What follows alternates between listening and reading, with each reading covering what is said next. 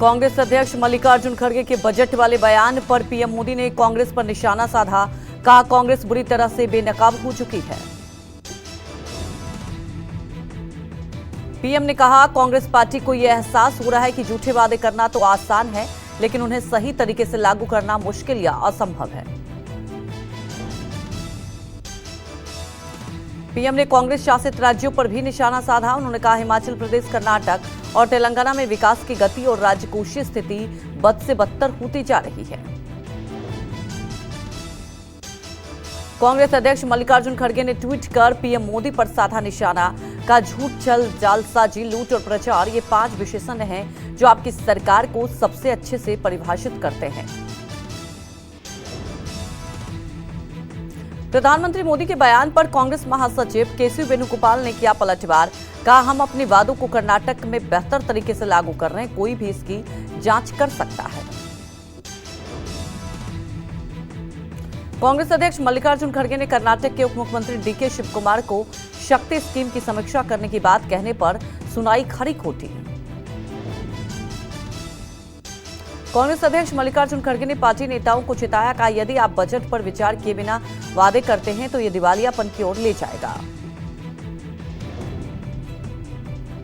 खड़गे की महाराष्ट्र सरकार को सलाह 5, 6, 10 या 20 गारंटी का नहीं करनी चाहिए वादा, बजट के आधार पर की जानी चाहिए गारंटी की घोषणा।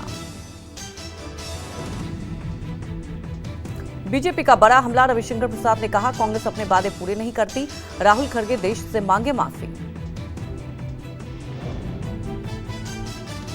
कांग्रेस सांसद राहुल गांधी 6 नवंबर से महाराष्ट्र में विपक्षी खेमे के चुनाव प्रचार की कमानें संभालेंगे। साथ ही मुंबई में महाविकास अघाड़ी की एक संयुक्त रैली में होंगे शामिल। रैली में एनसीपी प्रमुख शरद पवार और शिवसेना चीफ उद्धव ठाकरे भी मौजूद होंगे। महाराष्ट्र कांग्रेस अध्यक्ष नाना पटोले ने बताया, तीनों नेता कॉमन गारंटी की भी जारी करेंगे। वहीं बारामती में शरद पवार ने कहा, 6 नवंबर को मुंबई से विपक्ष का चुनाव अभियान शुरू होगा। महाविकास अघाड़ी लोगों का समर्थन हासिल करने के लिए एक कॉमन मिनिमम प्रोग्राम भी जारी करेगा। शिवसेना यूपीटी के सांसद अरविंद सावंत ने शिंदे गुट की उम्मीदवार साइना एनसी की उम्मीदवारी पर दिया विवादित बयान। कहा, महाराष्ट्र में नहीं चलेगा इंपोर्टेड माल। अरविंद सावंत के बयान पर साइना एनसी का पलटवार। कहा, मैं महिला हूं, माल नहीं जनता देगी। आपके बयान का जवाब। नागपाड़ा पुलिस स्टेशन में अरविंद सावंत के खिलाफ दर्ज हुई एफआईआर। महाराष्ट्र चुनाव से पहले संजय राउत का बड़ा बयान। राज्य के पुलिस महानिदेशक रश्मि शुक्ला पर लगाए गंभीर आरोप। कहा, रश्मि शुक्ला सीधे सीधे बीजेपी के लिए करती हैं काम। देवेंद्र फडणवीस की बढ़ाई गई सुरक्षा। स्टेट इंटेलिजेंस की रिपोर्ट के बाद बढ़ाई गई सुरक्षा। अब सुरक्षा में फोर्स 1 के 10 से 12 कमांडो होंगे तैनात। झारखंड के सीएम हेमंत सोरेन के उम्र पर मचा बवाल है। सीएम ने बरहेट सीट से नामांकन पत्र दाखिल कर दिया। हेमंत ने जो हलफनामा दाखिल किया है उसके मुताबिक उनकी उम्र 5 साल के अंतराल में ही 7 साल बढ़ गई है। वहीं बीजेपी ने नामांकन पत्र पर सवाल उठाए। कांग्रेस और निर्वाचन आयोग के बीच तकरार जारी। हरियाणा विधानसभा चुनाव के संबंध में शिकायतों को लेकर निर्वाचन आयोग की सख्त टिप्पणियों पर कांग्रेस ने कड़ी आपत्ति जताई। साथ ही कांग्रेस ने आरोप लगाया कि निर्वाचन आयोग ने खुद को क्लीन चिट दे दी। कर्नाटक के बीजेपी विधायक ने पीएम मोदी को लिखा पत्र। कहा, वक्फ संपत्तियों का राष्ट्रीयकरण करने पर करें विचार। सूत्रों के मुताबिक 25 नवंबर से शुरू होगा संसद का शीतकालीन सत्र। 25 नवंबर से लेकर 23 दिसंबर तक चलने के आसार। एलएसी पर 4.5 साल बाद हालात समान। एलएसी पर डेम चौक में भारतीय जवानों ने शुरू की पेट्रोलिंग। सेना का दावा, भारत चीन रिश्तों में आई नरमी। इसी बीच केंद्रीय मंत्री किरेन रिजिजू ने शुक्रवार को अरुणाचल प्रदेश के तवांग जिले में सेना के जवानों से मुलाकात की। उनके साथ दिवाली मनाई और इस दौरान बुमला दर्रे पर चीनी सैनिकों से बातचीत की। छठ पूजा को लेकर दिल्ली सरकार का बड़ा फैसला। दिल्ली में छठ पूजा के दिन यानी 7 नवंबर को सार्वजनिक अवकाश घोषित। एलजी सक्सेना की चिट्ठी के बाद सीएम आतिशी ने लिया फैसला। छठ पूजा को लेकर रेलवे ने किए खास इंतजाम। छठ के लिए चलाई गई 7,435 स्पेशल ट्रेनें। यात्रियों की सुविधाओं का जायजा लेने स्टेशन पहुंचे। अश्विनी वैष्णव स्टेशन पर बनाया गया है स्पेशल वेटिंग एरिया। साथ ही रेलवे स्टेशन पर बढ़ाई गई सुरक्षा। राजस्थान के अजमेर में आज से विश्व प्रसिद्ध पुष्कर मेले का आगाज। देश भर से पशु मालिक ऊंट, घोड़े आदि पशुओं की प्रदर्शनी और प्रतियोगिताओं में भाग लेने पुष्कर पहुंचेंगे। इस बार पुष्कर मेला 17 नवंबर को समाप्त होगा।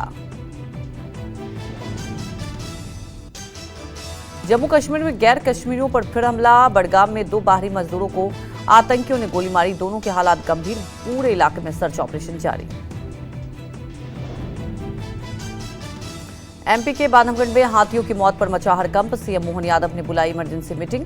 बैठक में सरकार के सभी बड़े अफसर भी हुए शामिल।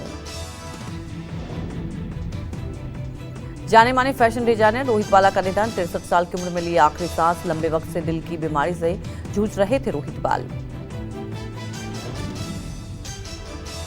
पश्चिम बंगाल के हावड़ा में दर्दनाक हादसा। उलबेरिया में 3 बच्चों की आग में जलने से मौत। दमकल की गाड़ियों ने मौके पर पहुंचकर आग पर काबू पाया। भारत अमेरिका के बीच संयुक्त सैन्य अभ्यास वर्ष प्रहार का आज से आगाज। इडाहो स्थित ऑर्चर्ड कॉम्बैट ट्रेनिंग सेंटर में होगा सैन्य अभ्यास। 22 नवंबर तक चलने वाले इस अभ्यास में भारतीय सेना और अमेरिका सेना की स्पेशल फोर्सेस हिस्सा ले रही है। स्पेन में 50 साल बाद सबसे विनाशकारी बाढ़ से बड़ी तबाही। स्पेन में विनाशकारी बाढ़ से मरने वालों की संख्या बढ़कर कम से कम 200 के पार। स्पेन के वार्सिया में सबसे ज्यादा तबाही। 195 लोगों के मरने की पुष्टि। स्पेन के पूर्वी हिस्से में अचानक आई भीषण बाढ़ के 3 दिन बाद फंसी कार और इमारतों के शवों की तलाश करते दिखे बचाव कर्मी। तालिबान का अजीब तुगलकी फरमान। अफगानिस्तान की तालिबानी सरकार ने महिलाओं पर प्रतिबंधों में चिंताजनक बढ़ोतरी करते एक नया आदेश जारी किया। औरतों को तेज आवाज में कुरान पढ़ने पर रोक लगाई। यूपी उपचुनाव में सपा बीजेपी के बीच शुरू हुआ पोस्टर वॉर। अब सीएम योगी के बचेंगे तो कटेंगे पोस्टर के जवाब में सपा ने लगाई पोस्टर। पोस्टर में लिखा जुड़ेंगे तो जीतेंगे के पोस्टर। बीजेपी और एसपी के बीच पोस्टर वॉर जारी। बटेंगे तो कटेंगे के जवाब में एकता का संदेश देते हुए अखिलेश ने जुड़ेंगे तो जीतेंगे का नारा दिया। 27 के सत्ताधीश के बाद अखिलेश के चेहरे के साथ एक नया पोस्टर आया सामने। लखनऊ में अखिलेश के चेहरे के साथ लगा पोस्टर। अखिलेश यादव के पीटे वाले बयान पर सीएम योगी ने किया पलटवार। कहा जाति धर्म के नाम पर बांट रहे लोग, बांटने वालों में रावण दुर्योधन का डीएनए है।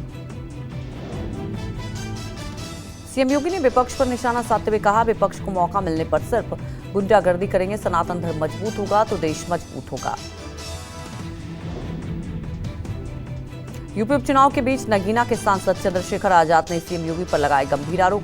भाषण का वीडियो शेयर कर कहा समाज को बांट रही है बीजेपी। चंद्रशेखर आजाद ने लिखा बचेंगे तो कटेंगे का नारा देने वाले सीएम योगी खुद सामाजिक, सांस्कृतिक और धार्मिक मंच पर समाज को हरिजन और गैर हरिजन में बांट रहे हैं। चंद्रशेखर आजाद ने एक्स पर लिखा 2010 में सामाजिक न्याय और अधिकारिता मंत्रालय ने नए सिरे से दिशा निर्देश जारी करके इस पर रोक लगाई थी। जेएमएम की राजसभा सांसद और राज्य से पार्टी प्रत्याशी महुआ मांझी ने कहा हमारी सरकार अपने काम के आधार पर वापसी करेगी। बीजेपी केवल जुमलेबाजी करती है और रांची से बीजेपी विधायकों ने कोई काम नहीं किया है। कर्नाटक के मुख्यमंत्री सिद्धारमैया ने कहा 2023 में मुख्यमंत्री बनने के बाद मैंने बजट में घोषणा की थी कि कर्नाटक दिवस मनाया जाना चाहिए। हमें लोगों को कन्नड़ सिखाना चाहिए। कन्नड़ बोलना कभी ना भूलें। दिवाली के बाद कमर्शियल गैस सिलेंडर के दाम बढ़े। कमर्शियल सिलेंडर 62 रुपए तक महंगा। दिल्ली में कमर्शियल गैस सिलेंडर 1802 रुपए में मिलेगा।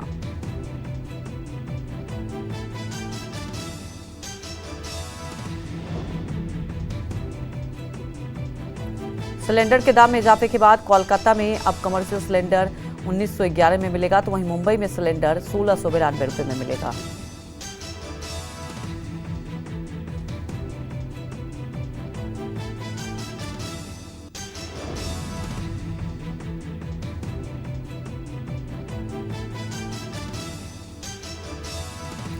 टीटीडी बोर्ड का अध्यक्ष बनते ही बीआर नायडू का फरमान। बोर्ड का नया अध्यक्ष बनने के बाद कहा तिरुपति मंदिर में अब सिर्फ काम करेंगे हिंदू। बीआर नायडू ने कहा तिरुमला में काम करने वाला हर व्यक्ति हिंदू होना चाहिए, यह मेरी पहली कोशिश है। बीआर नायडू बोले, आंध्र प्रदेश सरकार अन्य धर्मों से जुड़े कर्मचारियों के भविष्य को लेकर जल्द ही निर्णय लेगी।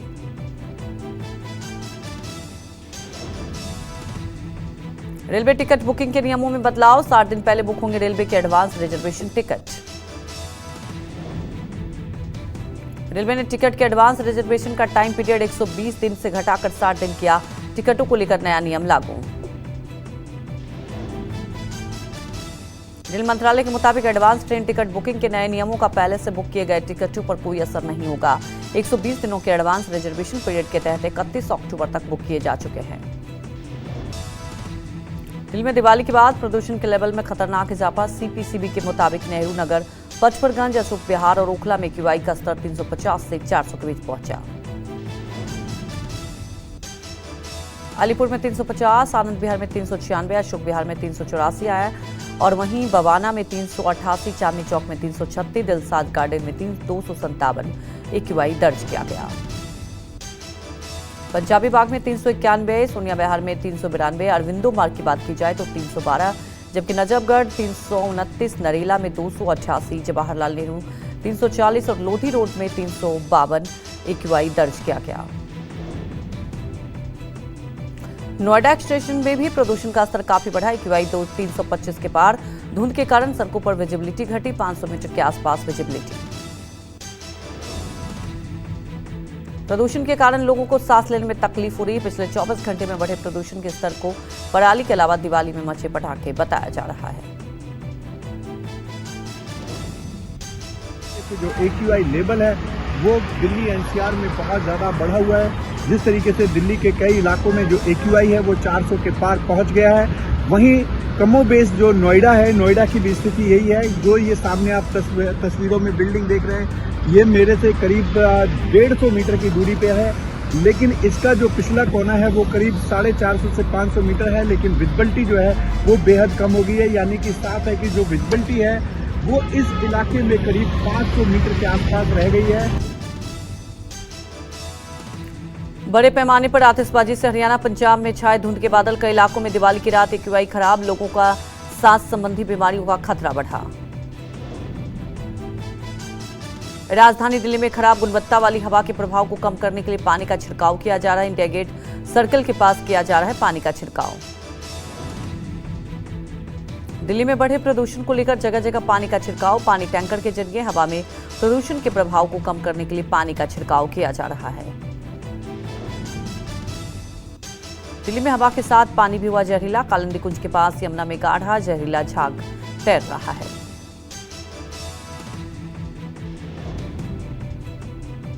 कालिंदी कुंज में यमुना नदी में गाढ़ा जहरीला झाग तैरता दिखा। यमुना नदी में प्रदूषण का स्तर चिंताजनक। नाव के जरिए झाग को हटाने और कम करने की कोशिश जारी।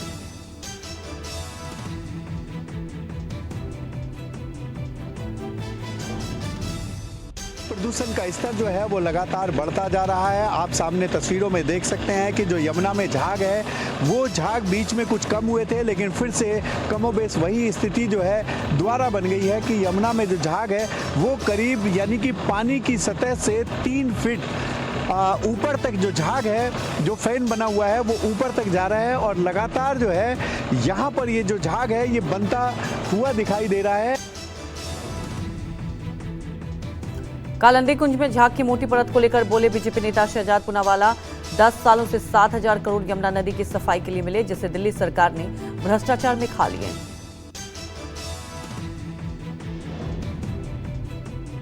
शहजाद पूनावाला ने कहा, छठ पूजा में महिलाओं की सेहत के साथ खिलवाड़ करने के लिए केजरीवाल जिम्मेदार। डिफोमर कंस्ट्रक्ट के छिड़काव से झाग साफ हो जाएगा, लेकिन पानी प्रदूषित ही रहेगा।